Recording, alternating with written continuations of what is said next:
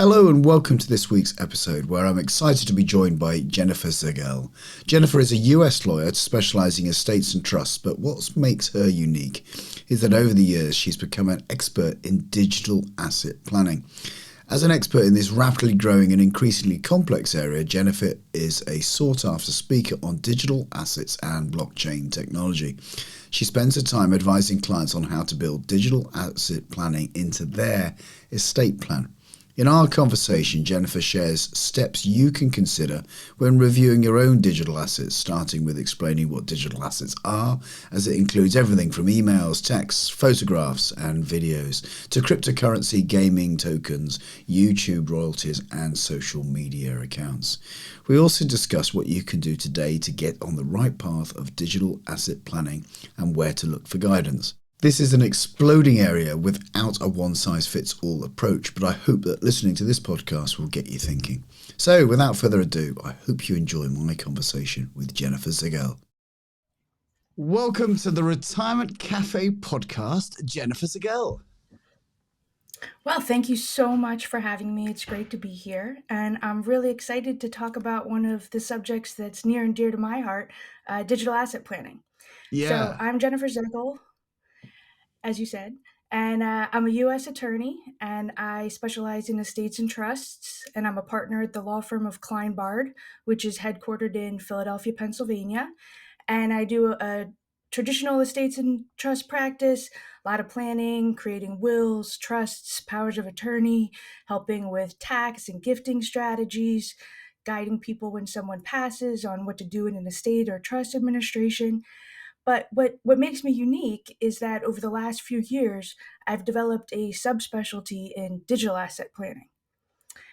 I'm also a member of the Society of Trust and Estate Practitioners, also known as STEP, and I am the co-deputy of the special interest group focused on digital assets in STEP, the STEP SIG for digital assets, which is great as well.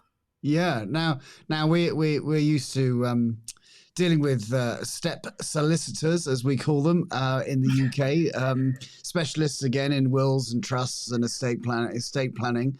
But digital assets, I mean, this is kind of a new thing. And obviously, for hundreds of years, we've been passing on our property. You know, we've been passing on our bricks and mortar or our chattels, our things inside our home or our jewelry or what have you to our whoever we want to pass them on to.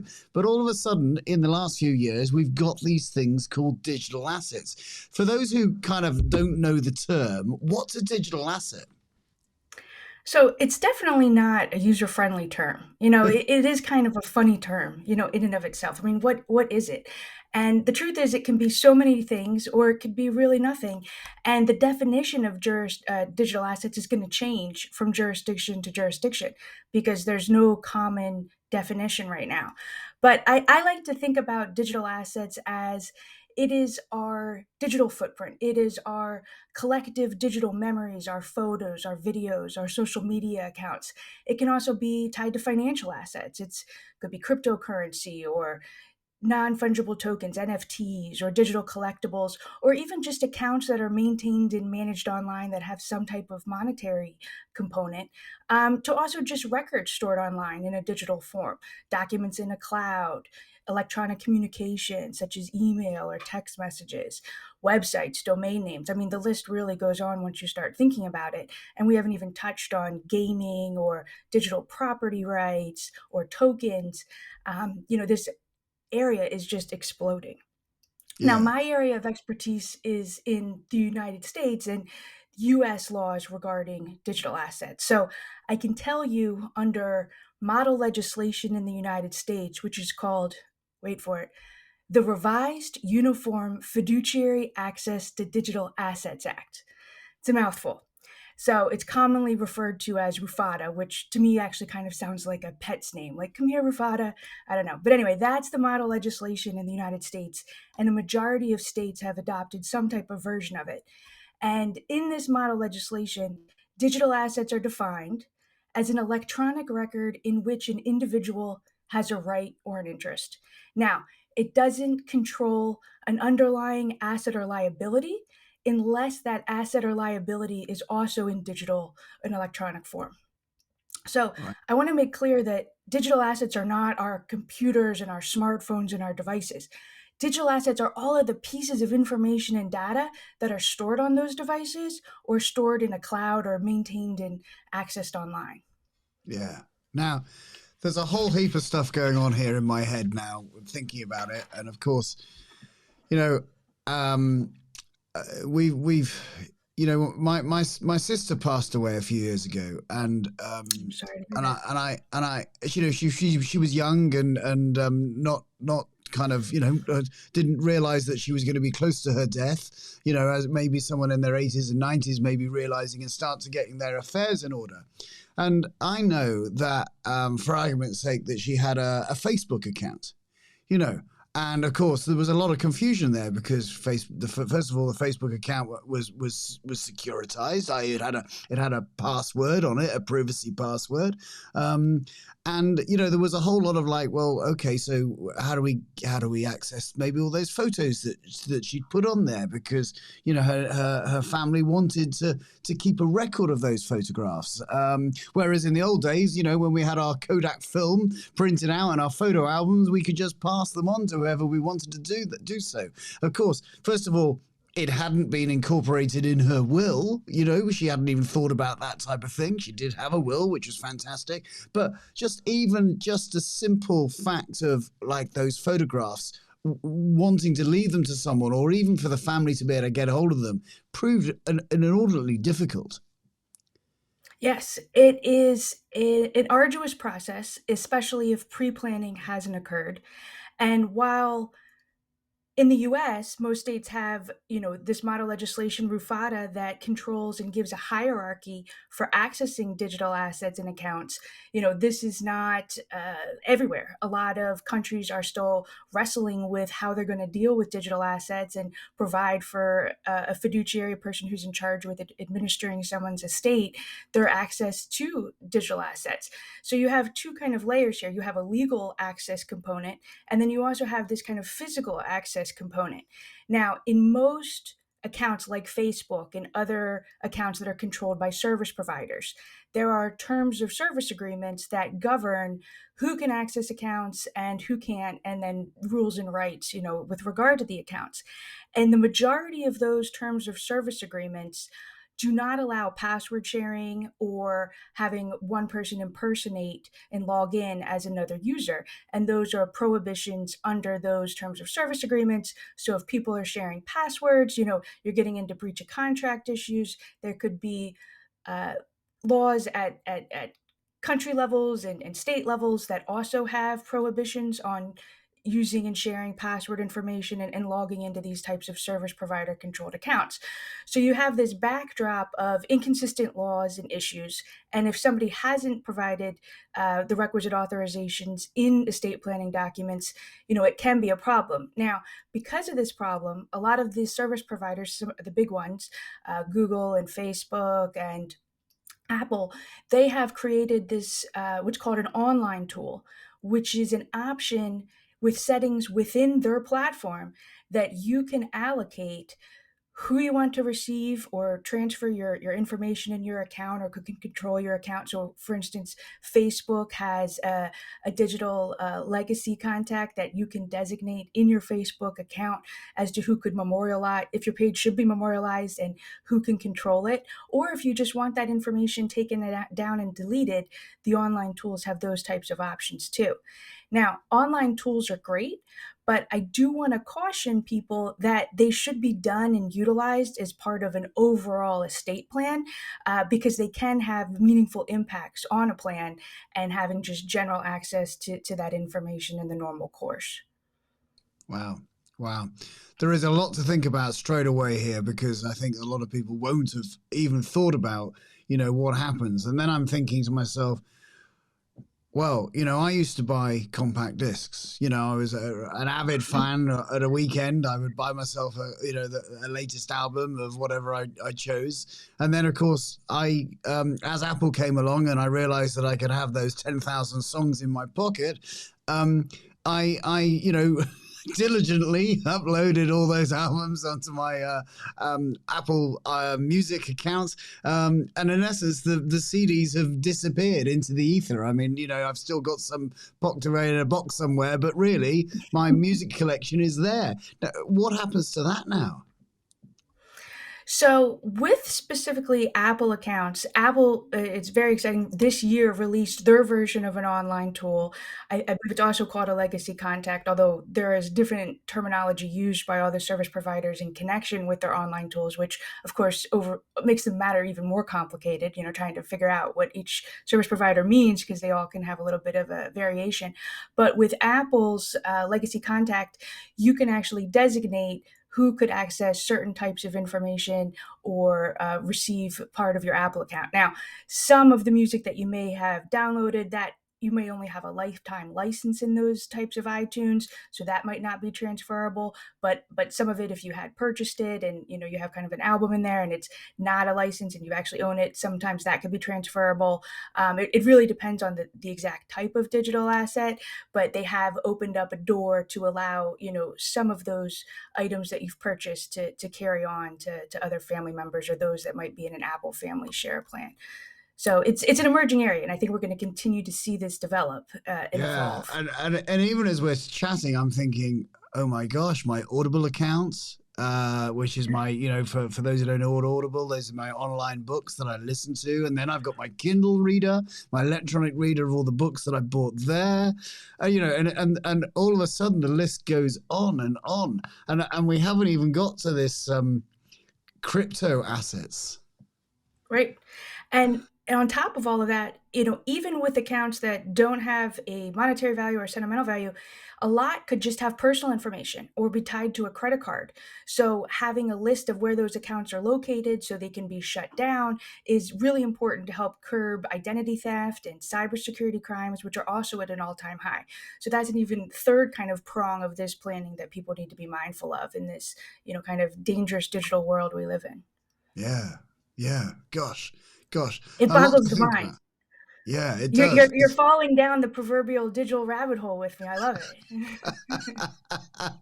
So, before we get to the kind of crypto and the NFTs and the non-fungible tokens and the blockchain technology, before we even go down that that rabbit hole, what are the just on the standard stuff that we know that probably an awful lot of people have got, that, like myself, with the Facebook accounts, and they've got the photographs on their phones and all the things that are held in the cloud. What are the steps that they should take around their estate planning and their will, etc.? Now, I appreciate you're talking. You're an expertise in American law, but there must be some kind of just some straightforward considerations that people should do with if they pop along and see their step lawyer or step solicitor in the UK. What is it? What is it they should ask them to do and consider? Sure, absolutely. So, step one, I think, has just occurred for you. You've just become aware of all of these digital assets that you have. And once you have that kind of awareness and recognition, that's really what's going to prompt people to take action. Because if they don't think that there's a problem or that they could have a loss here, be it sentimental or monetary, they're not going to take any steps. I mean, it's hard to get people to do general estate planning, anyway, on top of adding this layer of digital asset planning. But once that crystallization has come through, documenting digital assets and accounts in a digital inventory is the very, very first step, so that there is some record of where, an executor could go to kind of look for where digital assets might be. So a digital asset inventory, shouldn't necessarily contain passwords. It shouldn't contain passwords, but it should contain, I have a social media account. This is my login or my handle. I have a Twitter account. I have, Venmo or PayPal or the equivalent of those types of money transfer services in the UK. I have an Etsy account that I run a small business. I mean, it can really get detailed, but setting forth all the email accounts, any type of subscriptions or loyalty programs and points, those would all be captured on a digital asset inventory, as well as the type of hardware you have. I have this laptop and this many devices and this many smartphones or this many wearables. Our wearables and our smartwatches are also holding a lot of personal information and data. And so we also need to track those. So having kind of a list that can be updated as more digital assets are accumulated and more hardware and tech is purchased is the first starting place.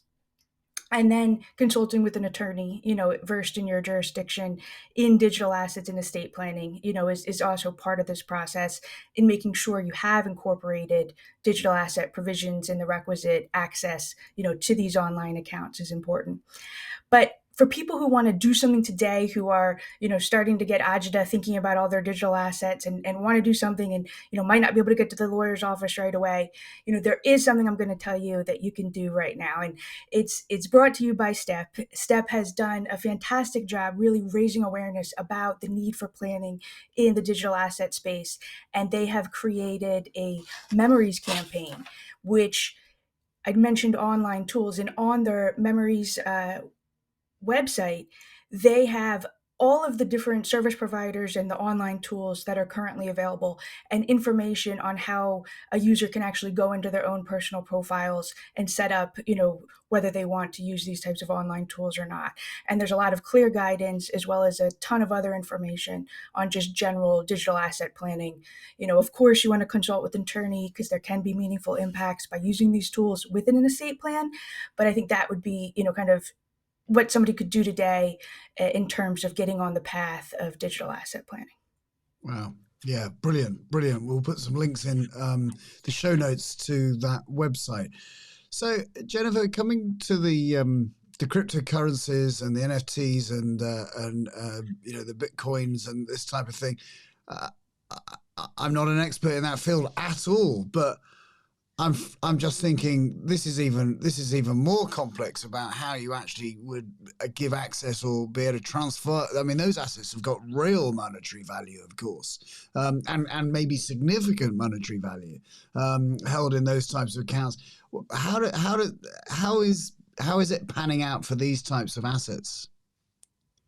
So I think with more complex digital assets, and certainly those that have a lot higher of a value, specialists definitely have to be brought into the digital asset planning conversation. And, I'm not a technologist. I know enough about how technology works to be dangerous, but also, of course, to know when I need to bring in a technologist who's going to help build not only an estate plan, but a technical management plan that would go along with an estate plan. Now, these wouldn't be things that would be incorporated into a will that could be a public document, but these are things that are, kind of side information and protocols as to how to actually access the thing, once there's legal access established. And so the nature of cryptocurrency and NFTs is in the issue with planning for them is really how that type of asset is stored and then accessed. So, to just give a real high level, cryptocurrency can be held, by a public exchange, and the exchange is responsible for the alphanumeric codes, which are these like digital keys, a long string of numbers and letters, to actually access where the cryptocurrency is located on a blockchain. But if you're not using a public exchange, somebody can essentially be their own bank and self-custody their own digital assets and maintain, the information with their own private keys. But the problem is, if they lose the information for the private keys, there is no reset button. There is no ability to regain access to those digital assets if somebody is storing, the information that governs access, personally. So I had people tell me that they've gotten tattoos of the private keys, on their body, that they've had that information put on paper and put in a safe deposit box. I've had others tell me that they've etched it onto fireproof stainless steel plates to protect that information. So there's no perfect solution right now. And I think a lot of tech companies and some of the bigger financial institutions are racing to try to find a way to more securely and safely hold on to this information. But it is an emerging area, and it's exciting to see how this is going to play out, especially as countries put in more laws and regulations in place to govern access and control of digital assets. Yeah, yeah. I mean, I just know about a couple of cases. There was a chap who was running a Canadian exchange who disappeared under certain strange circumstances in India, and I know that they never they never recovered his keys. And then there's a guy more locally here in the UK, in Wales, who keeps asking his local council to unearth the local, what we call the local tip, because buried underneath in the landfill, buried somewhere, there is a hard drive that he thinks is worth many millions. Yes. And he can't recover it, and of course he's alive, let alone dead. So yeah, there is it comes with significant challenges, doesn't it? It absolutely does. And, even for throwing out a hard drive that shouldn't have been thrown out, just human error to potential fraud that's gone on at, an extremely high level in this space, there's all types of issues and pitfalls. And the story that you talked about with the Canadian fellow, his name is Gerald Cotton, Right. and I Yeah. am extremely fascinated, by that whole case. And for those of you, kind of unfamiliar, to put a little bit more color on it, because I think it's just such an interesting story. Jerry founded the largest cryptocurrency exchange at one time in Canada called Quadriga CX, and he was running it alone from his laptop. And he and his girlfriend, who later became his wife, were just traveling all around the world, living this exotic, luxurious lifestyle. He's running the business from his laptop. They got married, and then a few weeks later, he died in India. I think the official reason for death is, an issue with his Crohn's disease that he was known to have, that got accelerated over there. And he died in December of 2018. But when his wife came back to Canada, they didn't tell anybody for a month that he was gone, and the company was still taking deposits. And then eventually it had to come out that he was gone, and that initially they thought that the keys, the private keys he held to maintain what was thought to be around $250 million in client funds, was trapped inside his encrypted laptop. Now, fast forward, the company went into bankruptcy. The widow raised an estate for him in Halifax, and all of these authorities and the Canadian investigators and taxing units and even the FBI got involved. And long story short, they concluded that he essentially had been running a Ponzi scheme, and that the 250 million that they thought was trapped in his encrypted laptop had actually been transferred out of the Quadriga wallets months before his trip to India. So there's a lot of speculation on whether he's even, really dead or not. And there was even a petition that the court ultimately denied to exhume his body to check if the DNA, in the body that was buried was actually his.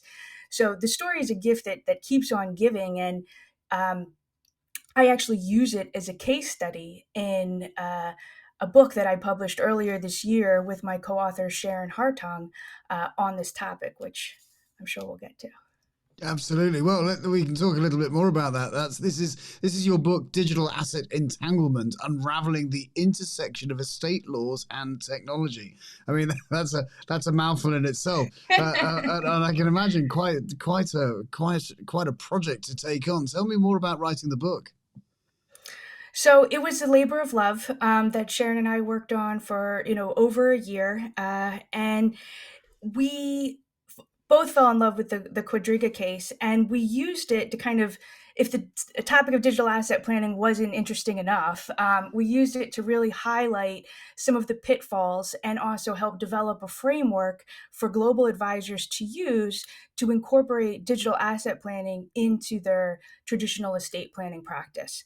And so the case study really helps illustrate our framework and how we can plan for this area. And what we did is we really broke down analyzing a client's digital behaviors to help determine how to tease out questions that will be applicable for the digital planning process. So we created 6 personas in the book, from a basic user to a super user. And we go through each persona with a backdrop of the case to really help showcase, the different questions and issues that would arise, based on someone's behavior. So, for instance, a basic user, this is somebody that may have a couple email accounts. Maybe they have a social media profile, some videos and photos online. Maybe they have one cloud account that they're storing some documents, and potentially could be running some household bill pay functions online. But they don't have an Etsy business. They're not, doing online sales. They don't have an online business or cryptocurrency or other, more unique digital assets. And so by helping really think about someone's behavior, that's how we develop this persona framework, which there can be personas that overlap, and the personas we created are certainly non-exhaustive. And as technology continues to emerge, we're going to have the additional personas that develop. But this is kind of just a practical approach for advisors to begin the conversation with clients. Yeah, yeah. I can imagine, and I don't know this, but I can imagine this is a conversation that a lot of people listening to this podcast won't have had with their solicitors in the UK, where predominantly our audience is from. So it definitely sounds like it is a conversation that needs to be had, and of course, maybe to make sure that their attorneys, their lawyers have got the right knowledge to be able to advise them, of course, about the assets that they hold in the UK and the rules and regulations that will apply. Absolutely. And it is not a one size fits all approach, because there can be just so many different types of usage that someone engages in online activities and, digital assets. But beginning the conversation, is really important. And I think even advisors who, feel like this is a really complicated area, are scared, don't know where to get started. I think recognizing, the need to talk about this at even a basic level is important, and then finding and identifying, practitioners in their jurisdiction, if there are more complex situations that they can go to consult. With other areas of estate planning, if you need special tax advice, or if there's novel real estate or other issues, we go to other experts for consultation and guidance. And I think, especially as digital assets can be more complex for a certain client, that needs to be part of the protocol and part Yeah. of the team, that we develop. So Jennifer, you've also got a podcast, the Digital Planning Podcast. It's got in its 4th season now. So tell me about that. Where did that idea come from? So the Digital Planning Podcast is co-created and co-hosted by myself and 2 other estate planning attorneys who are also US based attorneys. And we started it in 2019 because we saw that there was a real need for practitioners to have a place where they could be educated and come to learn about this emerging topic. So the podcast is really intended to, discuss all things digital in connection with estate planning, business planning, and estate administration. And, it's funny because that's exactly how I met Sharon. When we launched the podcast in 2019, she had a Google alert set up for digital assets, and the podcast came up, and she reached out, and kind of the rest is history. We soon became quick friends and colleagues. But we slowly started to see other people from around the world who have an interest in this area begin to follow us, and we've had some fantastic guests. We had Google on to talk about their online tool, which is called an inactive account manager. We've had some leading crypto planning attorneys. Pamela Morgan is a U.S. attorney in this space who's come on to talk about more detailed crypto planning. We've had Pennsylvania state senators come on to talk about Pennsylvania's version of, RUFADA, that model legislation I mentioned earlier. And we've also had the CEO of Two Oceans Trust, which is the first trust company in the United States in Wyoming to actually custody cryptocurrency in a trust account. And we've had a lot of other business leaders on, and also the 3 hosts. We've had some great roundtable discussions about planning in this area, from everything from what is blockchain technology to electronically signed wills and NFTs and planning considerations. And we actually dropped an episode recently on the metaverse, which is a whole other topic in and of itself. Yeah. Wow. Wow. And then my brain is racing away as per usual, and I'm thinking to myself, YouTube. Wow. If you've got a YouTube account, you get royalties. I get a few pounds every month from the small audience that I have on YouTube, but I do get paid by YouTube. What happens to that royalty when I'm dead? You know, how does it keep getting paid? Now, of course, there are people who've made their fortunes on YouTube, and we're talking significant money that are going to get paid on a monthly basis. And of course, their videos stay current for an awful long time. I mean, you may know the answer to this already, but what happens to that? So, classic attorney answer, it depends. It depends on the royalty agreements that a person has. It depends on their personal plan. Are they getting this through a business? Is it through, individual accounts? How have they set up the transfer of that information and data? If it is through a company, are there trademarks and copyrights and other intellectual property interests in the mix? So can you have a right to assign royalties and other types of economic interests? So all of those things come into play in analyzing the best strategies for planning in this area. But what's also emerging that, we haven't even really touched on is this whole concept of post-mortem privacy rights. What rights do we have in our voice and in our likenesses, and in having people use or try to capitalize on our digital likeness? And that law is not well developed. It's inconsistent. I mean, the United States doesn't really recognize post-mortem privacy rights except for, certain celebrities and other things that might be protected under intellectual property.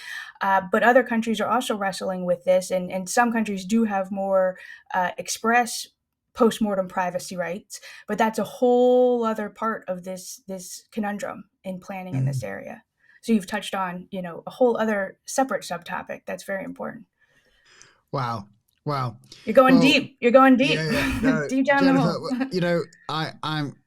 it's been fascinating talking to you, and I love it when we probably have caused more questions than answers, but actually, even if those questions then take you somewhere to do something about it by getting advice for yourself or for thinking about what you want to happen to the things that you've got, even if it's, if you've got a recording of all your photographs on a social media account, maybe you want to make sure that they are downloaded to a personal drive that you can pass on directly to your grandchildren or your children, what have you. But actually taking some action and some thought around your own digital assets. I think it's been a fascinating conversation, and you really opened up, shone some lights down those rabbit holes for us all. So it's been fascinating talking to you. I really do appreciate your time this afternoon. Thank you very much, Jennifer Zegel. Well, thank you so much. It was a pleasure, and let's keep the digital asset conversation going. Wonderful. Thanks, Jennifer. Thank you. Thank you to Jennifer for taking the time to chat with me today about her work into unraveling what is a digital asset and digital asset planning. Head over to the show notes on our website at theretirementcafe.co.uk for links to Jennifer's digital planning podcast and the guidance offered by STEP, as well as details of her book, Digital Asset Entanglement, Unraveling the Intersection of Estate Laws and Technology. The book is really aimed at financial planners and solicitors looking to help their clients with this complex topic. As ever, I hope you've enjoyed this episode. If you have, please leave us a review on Apple Podcasts, as it really helps more people like you find us. You may know that I post all the episodes of my YouTube channel, which you can find out the username at Justin King. For those who prefer to watch, why not head over there to subscribe so you never miss an episode. So until next time, I'm Justin King, helping you feel more informed in your retirement.